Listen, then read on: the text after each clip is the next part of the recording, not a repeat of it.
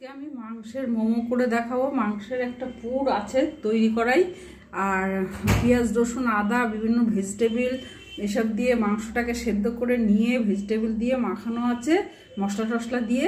আর এইটা মোমোর আমি আটাটা করবো। এই যে চিনি দিয়েছি, নুন দিয়েছি, চিলি অয়েল দিয়েছি, আর যে পাউরুটিটা চপ করেছিলাম তার ধারগুলো বেঁচেছে, সে ধারগুলো জলে ভিজিয়ে এই যে দিয়েছি। আর বেকিং পাউডার দেবো, এই যে সে দিয়ে মাখাবো। কীভাবে করেছি, আধ ঘন্টা মতো ঢেকে রেখে দিয়েছিলাম। এবার বিভিন্ন রকম ডিজাইনের বানিয়েছি। আপনাদের এটা পুরোটা আপনি দেখাতে পারলেন না, আপনারা অনেক ভিডিও অন্য লোকের দেখেছেন কিভাবে বানাতে হয়।